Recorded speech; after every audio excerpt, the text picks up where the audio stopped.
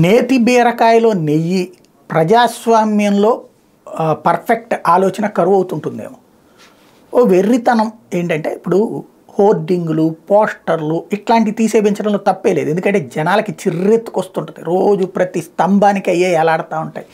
ఎవడు అధికారంలో ఉంటే వాళ్ళ పార్టీ వాళ్ళది, లేదంటే ఎవడు డబ్బులు ఇస్తే వాళ్ళ పార్టీ వాళ్ళది. చిరాకు పుడుతుంటుంది జనాలకు కూడా.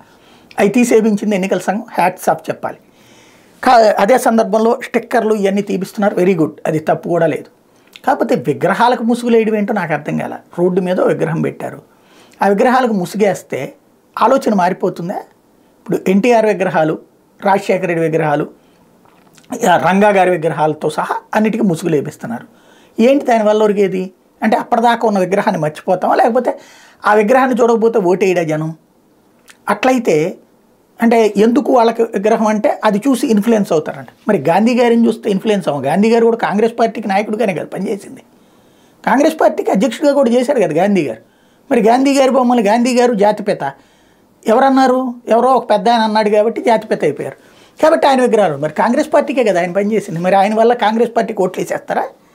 నెహ్రూ గారి బొమ్మలు చూసేసి కాంగ్రెస్ అవి మాత్రం వాటికి ముసుగులు తొడగమా? బేసిక్గా అసలు ఆ విగ్రహాలకు ముసుగులేంది నాకు అర్థం కాల. ఈ ముసుగుల వలన ఏదో మారిపోతామా మనం? విచిత్రమైనటువంటి కొన్ని ఏదో మొక్కుబడి మనం చేశామంటే చేశామన్నటువంటి కోణంలో తప్పించి ముసుగులతో విగ్రహాలు పెట్టినంత మాత్రం జనం ఆలోచనలు మార్పు వచ్చేస్తాయి అనుకుంటే, ఇవాళ ఎన్టీఆర్ విగ్రహానికి ముసుగేసినంత మాత్రం తెలుగుదేశం వాళ్ళు వెళ్ళి జగన్ కోటేస్తారా? లేకపోతే రాజశేఖర రెడ్డి విగ్రహాలకు ముసుగులు వేసినంత మాత్రం వైసీపీ వాళ్ళు వెళ్ళి ఎన్టీఆర్కి లేకపోతే చంద్రబాబు కోటేసి వస్తారా? ఏదో అట్లాంటిది పిచ్చితనం అలా సాగిపోతూ ఉంటుంది అంతే.